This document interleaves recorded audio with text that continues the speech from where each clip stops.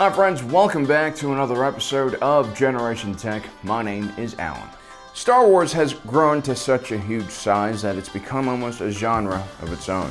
Within itself, one can find Star Wars heist films, Star Wars war dramas, and even Star Wars zombies. A franchise as large and famous as this one attracts creators from all different types of mediums. Now, some of them are just here for the big paycheck and the notoriety that comes with being a part of this franchise. And some others have a genuine interest in joining this wider universe and adding their own story. Now, since Disney has taken over Star Wars, they've strictly curated every new book, comic, TV show, and movie that enters Star Wars lore. The good news is that now things feel more streamlined, connected, and are heading towards one unified goal. The problem is that the expanded universe, which was written during a more unregulated time, is now all gone. For those of you not familiar with this period in Star Wars, it was full of extremely random and niche content. These were not stories for the general audiences to consume, but designed for hardcore fans. Now, a lot of this stuff was admittedly garbage. It wasn't very consistent, the lore was all over the place. But at the same time, that lack of Kathleen Kennedy or the Star Wars story group meant that the individual writers and creators could take big chances and really take Star Wars into weird and unexpected directions that we as fans didn't even know we wanted. One of those artists who is not very well known outside the Star Wars community is Timothy Zahn. He started where Lucas ended after Episode 6. He filled in gaps that normal films would have just allowed the audience to kind of figure out in their own heads. Timothy Zahn introduced new characters, new problems, and perhaps most importantly, kept interest in Star Wars alive. When his Heir to the Empire came out in 1991, it quickly shot up to #1 on New York Times bestseller list. This surprised everyone and created a new demand for Star Wars content, which was fulfilled through the expanded universe. It also made Lucas realize that there was still a lot of interest in Star Wars and a lot of money to be made. This is why George Lucas started planning the prequels. Timothy Zahn's version of Star Wars was quite different from Lucas's. It was full of more realistic, in-depth characters. Gone were the evil space wizards and shining knights in white armor. Well, technically there was a space wizard. It's this guy. But instead of following just Luke Skywalker's story, now we were looking at the Imperial side of the story for the first time. And to all of our surprises, it was full of real, living people with their own problems and own moral decisions to make. In many ways, Timothy Zahn is always going to be my favorite creator within Star Wars because he introduced us to extraordinarily complicated characters like Thrawn. Because it shows us that Zahn respects the audience as much as he respects this franchise. He does not try to dumb things down for wider appeal. We could all probably use a bit more of Timothy Zahn in Star Wars, and luckily for now, he's one of the few individuals from the expanded universe to make the Disney cut. He's basically revived Thrawn all over again in his new canon trilogy. And I don't normally do this, but you guys should definitely support his work and check out his books. He's one of those guys that I truly admire, and you guys know that's a pretty big deal because I pretty much hate everyone. Now, Zahn does his best work away from the centers of power of the galaxy. That's literal, not a metaphor for Disney's control over Star Wars. The new Thrawn Trilogy once again journeys into the unknown region, perhaps the last place in the galaxy that has not been fully surveyed or explored. It's also where the Imperial Remnant would go into hiding after their defeat at Jakku.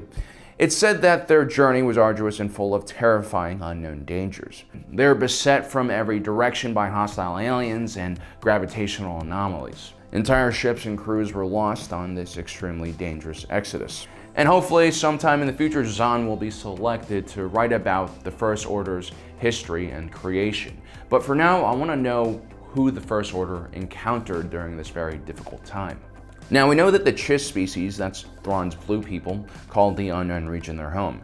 The Chiss Ascendancy was a small but extremely powerful faction that had a disciplined society and even more disciplined navy.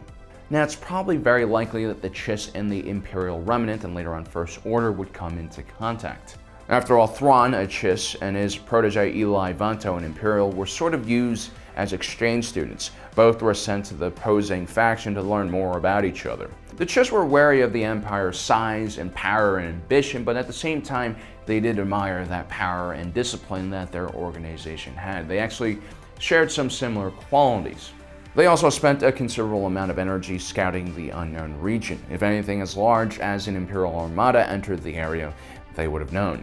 It is, of course, possible that the Empire and the Chiss would have fought some skirmishes or battles during this period of time. After all, not everyone knew about Thrawn and Eli Vanto's exchange program.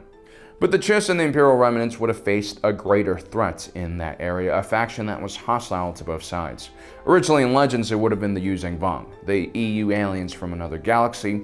They had access to advanced, crazy organic technology and a fleet so large it was rumored that Palpatine had built the Death Star in preparation for their invasion. But that's not canon. Instead, we have a species known as the Gris. Now, there aren't any real pictures of the Grisks, but they are described as having wide shoulders, angled brow ridges, a tapered skull, and deep-set eyes. We'll try our best to pair up images accordingly, but there's just no information really about that yet. These Grisks weren't really known by any faction, including the Chiss, who, like I said, knew almost everything that was going on in the Unknown Region. But at the same time, almost everyone in the Unknown Region had heard of the Grisk, so this mystery surrounding this faction was carefully orchestrated. Now, most species seem to think that the Grisks were nomadic, sort of like a great Mongol horde that traveled from system to system, blacking out the stars with their huge numbers and generally just causing chaos and destruction everywhere. But Thrawn, who I've learned never to disagree with, seems to think that this is only because no one's ever seen their home planet and because they use relatively unique technology and tactics against their enemies, which makes them seem a lot more dangerous than they actually are. Thrawn was a great student of the arts, and he wasn't just like some prick who critiqued what he liked and what he didn't like. When he examined a piece, it was in order to understand the artist who made it. He would pick out seemingly unimportant details and use that to make a brilliant observation on how the artist thought, and more importantly, how their culture fought. For instance, the Gris had ships that were adorned with art on their hull.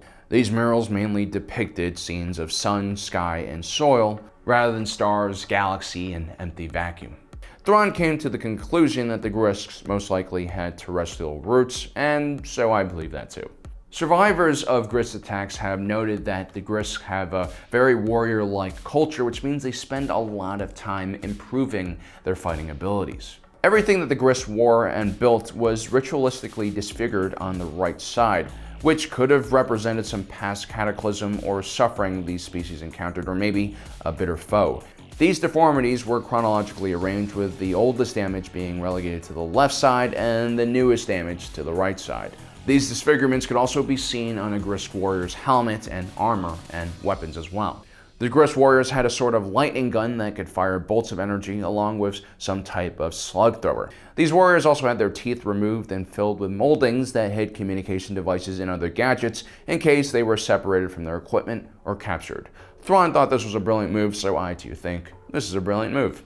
The Gris also had a robust navy that was full of elliptical saucer-shaped ships that were quite similar to the Corona-class armed frigates used by Hondo Ohnaka and the aliens that abducted your uncle and shoved things inside of them. The ships also featured active cloaking, which made them not only invisible to sensors but also to the naked eye.